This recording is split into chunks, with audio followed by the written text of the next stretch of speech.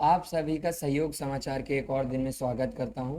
मैं अभिनय कुमार तनु मैम के साथ आज के न्यूज़ एनालिसिस को करेंगे। तो पहला जो हम आज का दिन स्टार्ट करेंगे वो एक कोट होगा। कोट कुछ इस प्रकार से, if there is even a 1% chance then fight. मतलब हम लोग हमेशा अपने जितने भी कंडीशंस या हम जब भी किसी चीज़ के प्रति पानी की ओर जाते हैं तो हमारे यहाँ ऐसा होता है हमारे दिमाग में कि पूरा जो कंडीशंस है वो हमारे तरफ फेवरेबल रहे, या जो हम जिस चीज़ की तरफ जा रहे हैं वो कंडीशंस भी हमारी तरफ हैं। लेकिन कभी ऐसा भी होता है कि आपके पास कंडीशंस नहीं है लेकिन मंजिल वो आपकी है। तो आप कंडीशन को ना देख के आप अपने मंजिल पे फोकस करें, और अगर 1% भी चांस है कि आप वहाँ तक पहुँच सकते हैं तो आप उन 90% को इग्नोर करके वहाँ तक पहुँचें और ज़रूर कोशिश करें कि वो मंजिल आपकी हो। धन्यवाद। तो आर्टिकल से हम शुरू करते हैं। आज का पहला आर्टिकल है कि जीएसटी काउंसिल ने जो टू स्लैब रेट है उनको अप्रूव कर दिया है और जो 22 सितंबर से लागू होंगे। तो जीएसटी काउंसिल के बारे में थोड़ा सा डिस्कस कर लेते हैं कि ये कॉन्स्टिट्यूशनल बॉडी है और आर्टिकल 279 ए के तहत बनाई गई है। इसमें स्टेट और यूनियन दोनों के मिनिस्टर्स होते हैं और हमारे यूनियन फाइनेंस मिनिस्टर इसके चेयरपर्सन है। और अभी जो है मतलब हमारे एजुकेशन पे जो टैक्सेस लगते थे, मतलब हम बुक कॉपी ले रहे हैं, पेन ले रहे हैं, पेंसिल ले रहे हैं, तो उस पे जो टैक्स लगते थे, एजुकेशन का टैक्स नल कर दिया गया है, ज़ीरो। अब इन चीज़ों पे कोई टैक्स नहीं लगेगा। और भी मतलब एक लिस्ट आप गो थ्रू कर लीजिएगा इसकी, क्योंकि बहुत सारी आइटम्स हैं जिसका दिया गया है, बट एक ब्रॉड हम सेंस दे दे रहे हैं कि जो सिन और लग्जरी गुड है, सिन गुड मतलब ऐसे गुड जो खुद के साथ साथ इन्वायरमेंट को भी हार्म कर दे हैं, उन पे 40% से ज़्यादा टैक्स लगेगा। अब सिन गुड में जैसे आ जा रहा है टोबैको, आ जा रहा है एल्कोहल, ये सारी चीज़ें जो भी हमारे नुकसान पहुंचाते हैं हमारे हेल्थ को, उन पे 40% से ज़्यादा टैक्स लगेगा। और जो हमारे डेली इसेंशियल आइटम्स हैं जैसे ऑयल, शैम्पू, टूथपेस्ट, ये सब पहले इन पे 18% टैक्स लगता था, अब इन पे 5% टैक्स लगेगा बस। और जो और डेली इसेंशियल में जैसे बटर, घी, नमकीन, बर्तन और नैपकिन, स्विंग मशीन और उसके पार्ट्स, ये सारी जो चीज़ें हैं इन पे अब 5% टैक्स लगेगा, जो पहले 12% लगता था। हेल्थ सेक्टर में भी चेंजेस आए हैं कि जो इंडिविजुअल हेल्थ और लाइफ इंश्योरेंस है उस पे पहले 18% टैक्स लगता था, अब उस पे टैक्स नहीं लगेगा, 0% टैक्स है। और जो ऑक्सीजन सिलेंडर्स पे टैक्स लगता था 12%, वो भी अब कम हो के 5% टैक्स लगेगा उस पे। और ये रीज़न क्या है टैक्स कम करने का? तो गवर्नमेंट चाहती है कंजम्पशन बढ़ाना, जब हम टैक्स कर देंगे तो हम कंज्यूम ज़्यादा करेंगे, तो इसीलिए ये सारी चीज़ें कर रही है गवर्नमेंट, ताकि हमारा कंजम्पशन ज़्यादा हो और जिससे जो टैक्स कलेक्शन होता है गवर्नमेंट के पास वो बढ़े। बेसिकली जो जीएसटी में जो रिवॉल्यूशन लाया गया है, आर्टिकल में ये भी लिखा हुआ राइटर के द्वारा कि ये जो अ, हमारे सरकार के द्वारा जो नया लॉ लाया गया जिसके द्वारा जीएसटी के इतिहास में सबसे बड़ा लैंडमार्क है हमारा। क्योंकि अभी तक हमने देखा कि जीएसटी आने के बाद इतने सारे नए चेंजेस आए, जिसमें डेयरी प्रोडक्ट्स पे भी हमने जीएसटी लगाया था कुछ ही दिन पहले, और इस पे काफ़ी विवाद भी हुआ, गवर्नमेंट के खिलाफ काफ़ी लोगों ने प्रोटेस्ट भी किया। तो उन सब कंडीशन और सबसे इम्पोर्टेंट जीएसटी, सबसे इम्पोर्टेंट टैरिफ, जो टैरिफ हमारे देश पे लगाया जा रहा है अनकंडीशनली यूएस गवर्नमेंट के द्वारा, उसका सबसे बड़ा कह सकते हैं कॉन्सिक्वेंस निकल के आ रहा है हमारा ये जीएसटी में चेंज आना।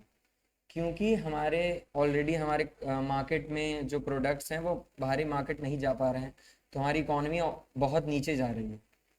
उसको सरकार देखते हुए कि मिडिल क्लास के हाथ में, लोअर क्लास के हाथ में पैसा रहे और फिर वो पैसा को मार्केट में इन्वेस्ट करे, मनी सर्कुलेशन रहे, लिक्विडिटी, उसको मेंटेन करने के लिए जो चीज़ें मतलब कह सकते जिन पे हम जीएसटी ऐसे भी टैक्स लगाना सही नहीं है, कि वो एक बेसिक नीड है। जैसे डेयरी प्रोडक्ट्स, दूध पे जीएसटी लगाएंगे तो वो बहुत एक तबका जो जीएसटी बहुत गरीब तबका है जो दूध या ब्रेड खा के अपना जीवन यापन करता है, उस पर बहुत बड़ा इफेक्ट पड़ा था जब से जीएसटी लगा। तो डेयरी प्रोडक्ट, अंडा, ये सब बेसिक नीड्स हैं। लग्जरियस आइटम पे तो लगाएं लेकिन इन पे भी जीएसटी लग चुका था, तो इन पे से जीएसटी हटा दिया गया है और बहुत पे 5% लगाया गया है, जो कि बहुत मिनिमम है। और इसमें ध्यान रखने वाली बात है कि सरकार ने एक और बात ध्यान दिया है कि जो टोबैको प्रोडक्ट्स हैं, जैसे हम लोग ने पहले देखा कि सिगरेट पे पहले भी काफ़ी सारे आर्टिकल डिस्कस कर चुके हैं कि जितना परसेंट टैक्स लगना चाहिए सरकार ने उतना परसेंट टैक्स नहीं लगाया सिगरेट पे या अल्कोहल प्रोडक्ट्स पे। लेकिन इस बार के स्लैब में चेंज आने के बाद सिगरेट हो गया, आपका ई सिगरेट हो गया, निकोटीन हो गया, उस पे सरकार ने 40% टैक्स लगा दिया। यानी सिगरेट सेवन करने वाले जितने भी लोग हैं उनको सेवन से हटाया जाए। सरकार के इस कदम में सरकार ने टैक्स को मतलब बहुत ही ज़्यादा उसका रेट बढ़ा दिया। तो सरकार चाहती है कि जो चीज़ें सिन गुड, जैसा कि मैम ने कहा, सिन यानी वह जो समाज के लिए और प्रकृति के लिए दोनों हानिकारक हो, किसी तरह से लाभदायक ना हो, उनको उन पे सरकार ने टैक्स बढ़ा के और उनकी दाम को बढ़ा दिया है। और जिन पे जो सरकार बेसिक नीड्स हैं हमारे, या प्राइमरी गुड्स कह सकते हैं, उस पर सरकार ने कम कर दिया। दूसरा ध्यान देने वाला इसमें एस्पेक्ट ये है कि हम रिन्यूएबल एनर्जी की तरफ बहुत तेज़ी से बढ़ रहे हैं। India international renewable energy alliance जो है हमारी, उसकी पार्ट भी है और इंडिया में ही उसका हेडक्वार्टर है। तो इस सेक्टर में बढ़ते हुए इंडिया ने अभी रिन्यूएबल एनर्जी में ही बहुत बड़ा कट डाउन किया जीएसटी में, जो कि 12% से 5% पे आ गया। तो हम चाहते हैं, हमारी सरकार यही चाहती है कि हमारे जो पब्लिक हैं, हमारे जो देश के निवासी हैं, वो हमारे रिन्यूएबल एनर्जी पे ज़्यादा फोकस करें एज कम्पेयर टू जो नॉन रिन्यूएबल एनर्जी, जैसे डीजल, पेट्रोल, क्रूड ऑयल। इन सब चीज़ों से हट के हम सोलर एनर्जी, विंड एनर्जी और अपने घर के जो एनर्जी जो हम कंज्यूम करें उस पर ही फोकस करें। तो जीएसटी का सबसे इम्पोर्टेंट यही था। दूसरा जीएसटी का इम्पोर्टेंट एस्पेक्ट ये निकल गया है, क्योंकि अभी वो न्यूज़ में है तो हमें ये पता होना चाहिए कि जीएसटी 2017 में आया था और जीएसटी हमारे संविधान का 101वां अमेंडमेंट एक्ट था, जिसके द्वारा हमने उसको अपने संविधान में जोड़ा और आज वो हमारा बहुत इंपॉर्टेंट अभिन्न अंग है हमारे देश का जीएसटी। जीएसटी एक और इम्पोर्टेंट बात, जीएसटी 3 तरह का होता है। पहला जीएसटी होता है एसजीएसटी, दूसरा सीजीएसटी, तीसरा होता है integrated GST. SGST state goods service tax, फिर सेंटर गुड सर्विस टैक्स, और तीसरा इंडिकेटेड, यानी कि स्टेट और सेंटर दोनों मिलकर उस पर जीएसटी लगा रही है। वो कौन से प्रोडक्ट होंगे जो इंट्रा स्टेट होते होंगे, जैसे यूपी का सामान बिहार में आ रहा है तो उस पर टैक्स जो लगेगा वो इंटीग्रेटेड होगा। लेकिन एसजीएसटी सीजीएसटी दोनों अलग है। स्टेट के जितने भी प्रोडक्ट्स हैं या स्टेट में जितने भी काम है वो स्टेट वाले लगाएंगे और सेंटर वाले सेंटर। ये आपको ध्यान रखने वाली बात है। और जीएसटी अभी न्यूज़ में है तो आप जीएसटी का स्टैटिक पोर्शन जरूर कवर करें। दूसरा आर्टिकल, तो अगला आर्टिकल है जीपीआई 2025। जीपीआई क्या है? Global peace index. तो ये एक एनुअल रैंकिंग होती है जो पब्लिश की जाती है the institute for economics and peace, IEP, और इसका हेडक्वार्टर है सिडनी, ऑस्ट्रेलिया में। तो जीपीआई का जो रिपोर्ट आया है तो उसमें बताया गया है कि 2008 से लेके 25 तक जो इंडिकेटर्स है मतलब जिन पे ये डिसाइड किया जाता है पीसफुलनेस को, वो दुगने बढ़ चुके हैं।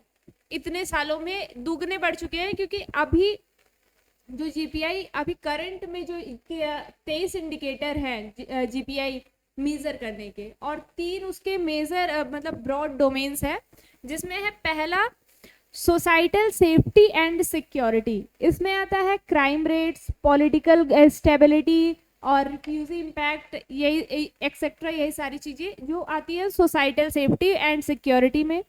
अगला है ongoing domestic and international conflict. तो जो वॉर चलते हैं या जो भी टेररिज्म होता है, सिविल अनरेस्ट जो रहता है देशों में, तो ये सारी चीज़ें इसमें रहती हैं। अगला है मिलिट्राइजेशन। तो मिलिट्री एक्सपेंडिचर, वेपन का इंपोर्ट एक्सपोर्ट और आर्म्ड पर्सनल, ये सारी चीज़ें मिलिट्रेशन में आती हैं। तो ये सारे 3 ब्रॉड ब्रॉड डोमेन है जिस पे जीपीआई बनाई जाती है पूरी। और ऐसे ही और भी इसके इंडिकेटर्स हैं, वो और भी है। और अभी इसका टॉप परफॉर्मर्स आयरलैंड रहा है और आयरलैंड ने उसको फॉलोड किया है। इसमें इंडिया की रैंक है 115 आउट ऑफ 163। तो ये सारी चीज़ें हैं। और इसमें वही मतलब जो भी ये सारी वॉर चल रही है, रशिया यूक्रेन वॉर्स, ये सब लीस्ट परफॉर्मिंग में है। सबसे अभी खराब परफॉर्मेंस रशिया यूक्रेन इन सब सारे देशों की चल रही है, क्योंकि पीस के नाम पे और कुछ नहीं बचा हुआ है, क्योंकि इतने साल से लड़ाई चल रही है और अभी चल ही रही है और उसका कोई आउटकम नहीं निकल के आ रहा है कि कब बंद होगी। तो ये रिपोर्ट वही दर्शाती है कि कितनी चीज़ें जो एक पीसफुलनेस रहनी चाहिए देशों में, वो कितना डिस्टर्ब हो रही है वॉर्स की वजह से। अभी जैसा कि हम लोग जानते हैं कि हमारे लगभग काफ़ी सारे जो कंट्री नेशंस है वो वॉर में इंगेज हैं, डायरेक्टली या इनडायरेक्टली। तो इस टाइम पे पीस के बारे में बात करना हमारे लिए बहुत महत्वपूर्ण हो जाता है। तो जैसा कि मैंने बताया, ग्लोबल पीस इंडेक्स यही दर्शा रहा है कि अभी के टाइम पे पीस एक वर्ड में ही रह गया सीमित, क्योंकि काफ़ी सारे जो मिडिल ईस्ट नेशंस हैं या हमारे अफ्रीका नेशन है, वहाँ काफ़ी सारे में तो मिलिट्री गवर्नमेंट है या मिलिट्री के द्वारा कू करके वहाँ का सरकार ले लिया। म्यांमार को देखिए। तो इस टाइम पे लगभग पार्ट ऑफ वर्ल्ड में पीस नहीं है, और इसे हमें मतलब इसको लाइमलाइट में लाने के लिए ये इंडेक्स लाया गया रिपोर्ट बेसिकली, कि हमें पता भी तो होना चाहिए जो डेवलप नेशन अभी पीस, जिनके पास प्रिविलेज है कि वो एक पीसफुल सोसाइटी में जी रहे हैं, जैसे हम और आप। भारत देश आज एक सोवरेजन कंट्री होने के कारण हमारी संप्रभुता हमें दुनिया में बचा रही है, और हम आज आराम से एक समाज में जी सकते हैं टहल। लेकिन जो बाकी देश हैं जहाँ भी वॉर हो रहा है या वॉर से अफेक्टेड है वो कंट्री, वहाँ पीस नहीं है। तो ये इंडेक्स का इम्पोर्टेंट यहाँ पर बेसिकली ये है कि वॉर टाइम में वर्ल्ड कैसे अलग अलग कंट्रीज की पीस बहुत नीचे की है पीस इंडेक्स में। और इंडिया में ध्यान रखने वाली बात है कि हमारे देश में भी, जो कि एक डेमोक्रेटिकली इलेक्टेड गवर्नमेंट है या डेमोक्रेटिक कंट्री है हमारी, दुनिया की सबसे बड़ी, वहाँ भी 115 हमारा रैंक, वो भी 163 कंट्री नेशन में। तो ये चिंताजनक है बहुत ज़्यादा, और हमें इस डाटा पे और ही ध्यान देना चाहिए कि क्या ये डाटा सही है, और सही है तो क्यों है। हम अपने देश के पीस इंडेक्स को और ऊपर ले जाना चाहिए, हमें टॉप में रहना चाहिए था, जो कि हम अभी बॉटम पे 100 से नीचे चले गए कि। और हम लोग दूसरा क्या ले सकते हैं, आइसलैंड या आयरलैंड, जो कि मैम ने बताया अभी टॉप पे परफॉर्मिंग है, फर्स्ट और सेकंड रैंक ले आई है। उनमें ऐसा क्या है, उन देशों में ऐसा क्या है, जैसे आइसलैंड के बारे में आपने पढ़ा होगा या जानते होंगे। तो आइसलैंड एक ऐसी कंट्री है जहाँ दुनिया में सबसे ज़्यादा अच्छा कंडीशन वुमेन का बताया गया। वहाँ वुमेन परसेंटेज, जेंडर इक्वालिटी, सब कुछ बहुत अच्छा है। वहाँ की गवर्नमेंट पॉलिसीज भी जेंडर को लेके बनाती है। आप अगर जो आपके पास समय मिले तो आप डॉक्यूमेंट्री देखिएगा आइसलैंड के बारे में। तो जेंडर इक्वालिटी बहुत मायने रखता है कि पीस किस तरह से सोसाइटी में कर्टेल होती है, पीस इस्टेब्लिश होती है। आइसलैंड, आयरलैंड भी वहीं लें, वही है यूरोपियन नेशन। तो ये जो यूरोपियन नेशन है ये पीस इंडेक्स में ऊपर क्यों है, इनसे हम ये पहले तो सीख सकते हैं। दूसरा, हम नीचे क्यों हैं, हमारे में क्या कमी है, ये जानने के लिए इंडेक्स लाया गया। और तीसरी बात ये भी कि ये इंडेक्स पे हम पूरी तरह टोटली डिपेंडेंट नहीं रह सकते। हमें अपने तरीके से हमारी सरकार की डाटा या जो हम आप देख रहे हैं उस पर भी ध्यान रहना जरूरी है। अगला आर्टिकल है भारतीय इनिशिएटिव। तो ये इनिशिएटिव चलाया जा रहा है हमारे एक्सपोर्ट को इंक्रीज करने के लिए। और एक्सपोर्ट क्यों इंक्रीज करना है वो हम सबको पता है, इतने सारे दिन से न्यूज़ में चल रहा है कि टैरिफ जो हम पे लगाई गई हैं, उसका एक सॉल्यूशन है कि हम अपना एक्सपोर्ट और बढ़ाएं और कंट्रीज़ में एक्सपोर्ट करें। तो उसी के लिए भारतीय इनिशिएटिव चलाया गया है, और इसको लॉन्च किया है agricultural and processed food product export development authority APEDA ने। और इसका मेन ऑब्जेक्टिव है कि हम 100 ऐसे स्टार्टअप को रिकॉग्नाइज करेंगे जो एग्रीकल्चर फूड के स्टार्टअप होंगे, और उनको मतलब हमारा टारगेट रहेगा कि हम 2030 तक $50 मिलियन का एक्सपोर्ट एग्रीकल्चर फूड का कर सके। और भारतीय का full form Bharat hub for agritech Reliance and advancement in activation, ये है। और ये बेसिकली बस वही है बात कि एक्सपोर्ट को हम कैसे बढ़ा सकते हैं, इसी के लिए ये इनिशिएटिव चलाया गया है। भारतीय इनिशिएटिव इसका हमारा इम्पोर्टेंट इसलिए है क्योंकि एग्रीकल्चर जो हमारे देश की सबसे बड़ी जीडीपी का मतलब, हमारे देश के जो यूथ या एम्प्लॉयड लोग हैं वो सबसे ज़्यादा एग्रीकल्चर में इंगेज हैं।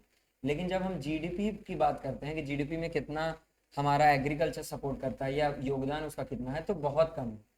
मतलब हमारे देश के सबसे ज़्यादा पॉपुलेशन एग्रीकल्चर से ही अपना जीवन यापन करते हैं, उसी पे इनडायरेक्टली और डायरेक्टली इंडिपेंडेंट है।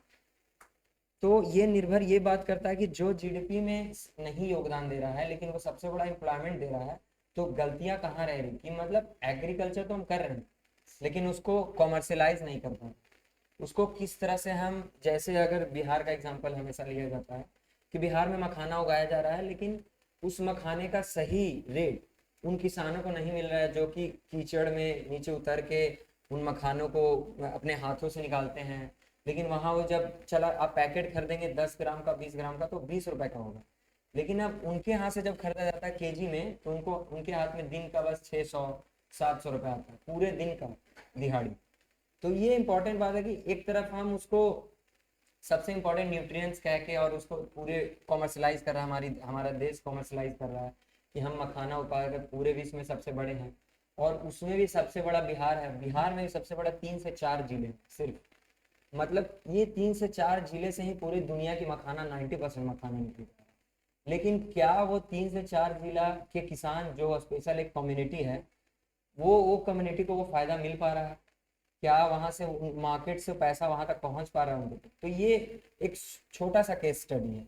इस तरह से बहुत सारे ऐसे इंपॉर्टेंट इंपॉर्टेंट केस स्टडीज हैं यूपी में, महाराष्ट्र में, कि जो किसान स्पेशल तरह के प्रोडक्ट्स उगा रहे हैं, लेकिन तब भी, ये तो मैंने बात की मखाना की जो कि एक तरह से महंगा प्रोडक्ट में आएगा, महंगा फूड में आएगा, लेकिन जब आप चावल गेहूं की बात करते हैं तो उनसे स्थिति और किसानों की खराब है, उसका पैसा और नहीं सही से मिल पा रहा है।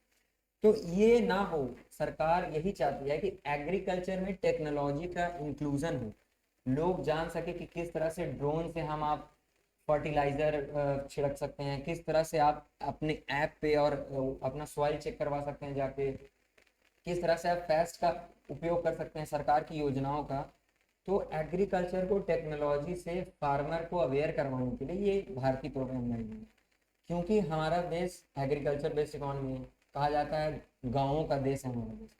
तो उन गाँवों को आत्मनिर्भर बनाया गया, जो कि गांधी जी का विजन था, गांधी फिलॉसफी में वो बनाया जाए, इसीलिए इस तरह के इनिशिएटिव सरकार के द्वारा लिए जा रहे हैं।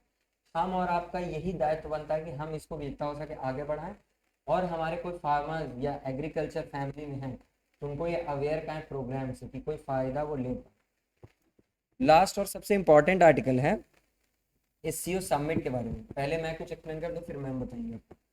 तो एससीओ समिट, जैसा कि हम लोग सभी जान रहे हैं कि अभी चाइना में संघाई कॉरपोरेशन ऑर्गेनाइजेशन का 25वां समिट हो रहा है। तो ये अभी के टाइम में दुनिया में सबसे ज़्यादा न्यूज़ में है, और वो क्यों? उसका रीज़न, उसके पीछे यही है कि जो संघाई कॉरपोरेशन ऑर्गेनाइजेशन है, जो काफ़ी सारी जो इकोनॉमी है हमारे देश, मतलब काफ़ी सारे जो बड़े ऑर्गेनाइजेशंस हैं, उनसे सबसे ऊपर एक बढ़ के निकल के आ रहा है एससीओ। वो क्यों? क्योंकि हमारा जो फॉरेन पॉलिसी है उसमें बहुत बड़ा भी शिफ्ट निकल के आ रहा है। इंडिया जो कि यूएस से एक तरह से न्यूट्रल संबंध और अच्छा संबंध रखता था, लेकिन टैरिफ लगाने के बाद इंडिया का जो फॉरेन पॉलिसी है वो धीरे धीरे रसिया और चाइना की तरफ टिल्ट हो रहा है। रसिया तो हमारा पुराना मित्र था, लेकिन चाइना से हमारी इतनी अच्छी मित्रता अभी कुछ दिन से नहीं चल रही थी। लेकिन एससीओ में जब एक बहुत इंपॉर्टेंट कह सकते हैं, वो one of the best important photos है, आपने देखा होगा, जिसमें रशिया के प्रेसिडेंट व्लादिमीर पुतिन और चाइना के एक्स जिनपिंग राष्ट्रपति और हमारे देश के प्रधानमंत्री नरेंद्र मोदी जी एक साथ गले मिले हुए हैं। तो वो जियो पॉलिटिक्स में बहुत इंपॉर्टेंट दिखाता है हमें कि किस तरह से ये तीनों लीडर, और हंस के बात करें तो वो वेस्ट के लिए बहुत इंपॉर्टेंट है। वेस्ट पे बहुत ज़्यादा, मतलब वेस्टर्न कंट्री, हमारा यूरोपियन नेशन हो गया और हमारा यूएस हो गया, इनको एक तरह से कह सकते हैं, एक तरह से ताना है कि आप देखिए, आपके ना होने पे भी हम मिलके विकास कर सकते हैं। हम मानते हैं आप हम पे टैरिफ लगाएं, लेकिन आपके टैरिफ का कोई असर नहीं पड़ेगा अगर जो चाइना, रशिया और इंडिया मिल गई। तो एससीओ समिट इसलिए इंपॉर्टेंट है क्योंकि 3 सबसे बड़े नेशन कंट्री एक साथ यहाँ पे आए हैं, चाइना, रशिया और इंडिया। और अगर आपको मैं बता दूं कि ये एससीओ में जितने भी मेंबर कंट्री हैं, ये अकेले सब मिलके दुनिया के 42% जनसंख्या है, जिसमें यूएस नहीं है। तो मतलब देश की करीब आधी आबादी इस एससीओ से जुड़ी हुई है, इसलिए भी इम्पोर्टेंट होता है। दूसरा, इसमें सबसे बड़ा जो यूनिक आया वो आया एआई इंक्लूजन।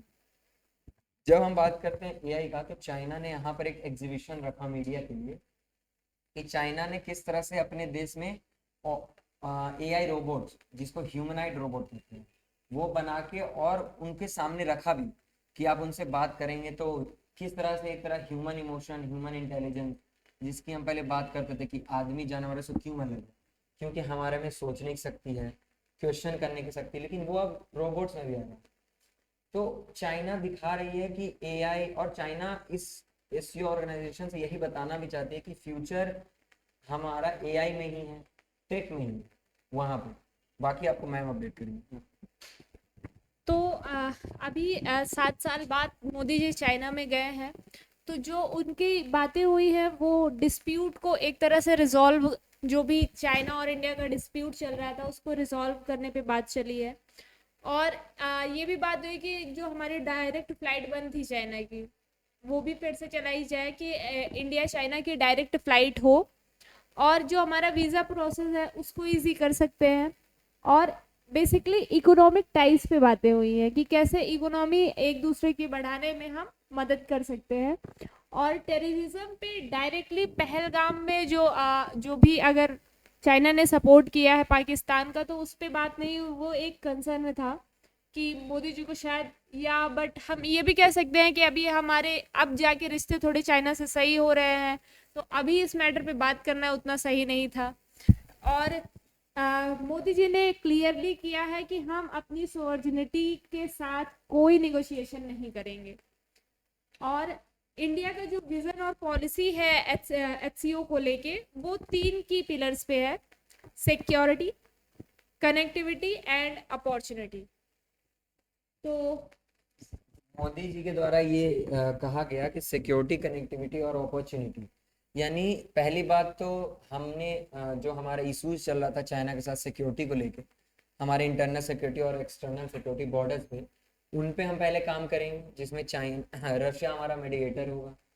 दूसरा कनेक्टिविटी, जो मैम ने भी बोला कि फ्लाइट स्टार्ट हो गई। चाइना और इंडिया की बात करें तो अभी जो हमारा एक्सचेंज ऑफ स्टूडेंट्स है और एक्सचेंज ऑफ बिजनेस है, बिजनेस तो एक्सचेंज बहुत ऊपर है, लेकिन स्टूडेंट एक्सचेंज जो है, जैसे चाइना में इंडिया के बहुत सारे स्टूडेंट्स पढ़ पा रहे हैं क्योंकि वहाँ की सरकार अलाउ दे रही है, लेकिन चाइना के बहुत सारे स्टूडेंट जो इंडिया में आके पढ़ना चाहते हैं वो नहीं पढ़ पा रहे। उसका रीज़न क्या था? हमारी जो इशू चल रही थी गैलवान वैली में, जो डिस्प्यूट हुआ था उसके बाद। तो उसके बाद हम दोनों देश ने एक साथ बैठ के फ्लाइट स्टार्ट कर लिया है, और हमारा नेशन इंडिया वीज़ा देना स्टार्ट कर चुका है चाइनीज़ लोगों को कि वो भी आके यहाँ घूम सकते हैं, पढ़ सकते हैं। तो ये एक बहुत पॉजिटिव एस्पेक्ट है हमारे लिए। और तीसरा अपॉर्चुनिटी, कि किस तरह से हम, जैसे चाइना में चाइना वाले लोग हमारे अपॉर्चुनिटी ढूंढ सकते हैं और हम उनके यहाँ, और दोनों एक साथ नए नए चीज़ों पे काम कर सकते हैं, बायलैटरल ट्रेड जिसको कहते हैं, उस पे काम कर सकते हैं। और यहाँ पे सबसे इम्पोर्टेंट जो ध्यान रखने वाली बात है, एक डिक्लेरेशन साइन हुआ है एससीओ में, उसका नाम है टियानजिन डिक्लेरेशन, TIAZZIN। टियानजिन डिक्लेरेशन ये साइन हुआ, और ये टियानजिन जगह का ही नाम था, चाइना का एक सिटी है। और ये बहुत इंपॉर्टेंट डिक्लेरेशन है। इसमें हम लोग ने वॉर रुकवाने पे बात की कि किस तरह से यूक्रेन और रशिया का वॉर पे, जो रशिया की तरफ से निकल के नए चीज़ें आई हैं कि वो चाहते हैं कि वॉर रुके और ख़त्म हो जाए।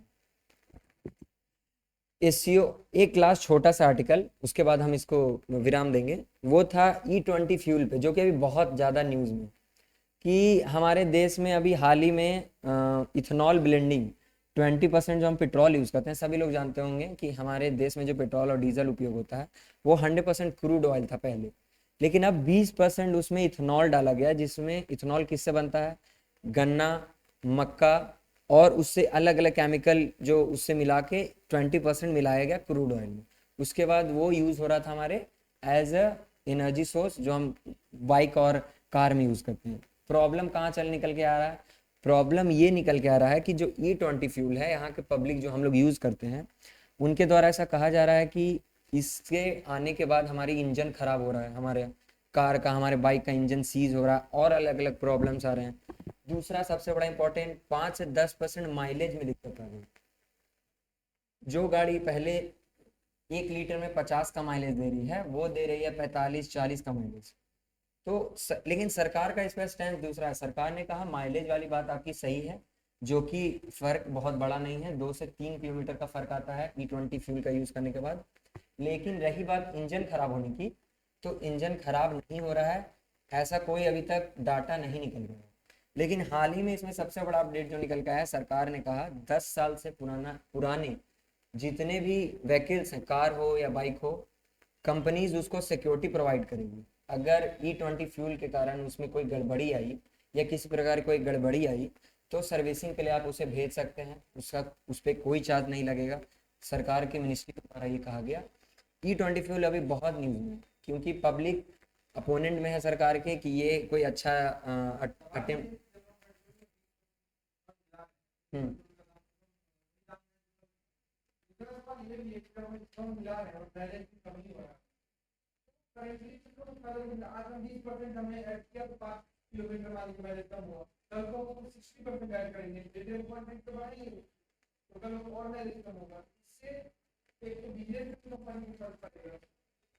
हाँ, ये जैसा कि आयुष ने सवाल पूछा कि अगर सरकार ऐसा कर रही है और इसका कोई पॉजिटिव एस्पेक्ट नहीं निकल के आ रहा है तो इस पे हम क्यों इस पे और बढ़ रहे हैं। तो एक और इम्पॉर्टेंट बात यहाँ पे ये है कि अगर बात हम रिन्यूएबल एनर्जी की बात करें तो हमेशा से रिन्यूएबल एनर्जी नॉन रिन्यूएबल के कंपेयर में महंगा है, क्योंकि उसका पहले बात तो वो बड़े लेवल पे बन नहीं रहा। E20 फ्यूल की बात करें तो सबसे बड़ा इसमें जो E20 फ्यूल में जो मिलता है वो आता है गन्ने का जूस या गन्ना। गन्ना इंपॉर्टेंट रखता है सबसे, तो गन्ना का प्रोडक्शन हमारे देश में उस लेवल पे नहीं हो रहा जिस लेवल पे पहले होता था। तो ध्यान रखने वाली बात यही है कि अगर हमको ग्लोबल वार्मिंग को कम करना है या क्लाइमेट चेंज से लड़ना है तो हमें महंगा पड़ेगा वो, क्योंकि ये चीज़ें हमने पहले नहीं की, ये हमारे लिए नया है। इसमें प्रोडक्शन स्टार्ट हो रहा है बड़े लेवल पे, चीज़ें हमें पता चल रही है। तो जब आती है बात रिन्यूएबल एनर्जी की तो वो महंगा पड़ेगा ही, और उससे धीरे धीरे हम उसे सस्ता कर सकते हैं। लेकिन ये ध्यान रखने वाली बात ये है कि इंजन खराब हो रहा है उसके लिए सरकार ने कदम उठाया है।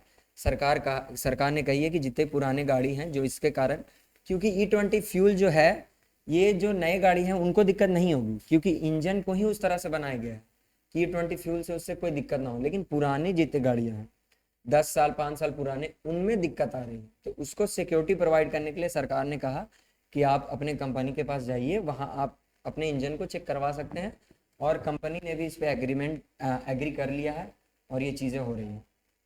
तो इसी आर्टिकल के साथ हम आज के सहयोग समाचार को विराम देते हैं। मिलते हैं इसी एनर्जी के साथ कल। धन्यवाद।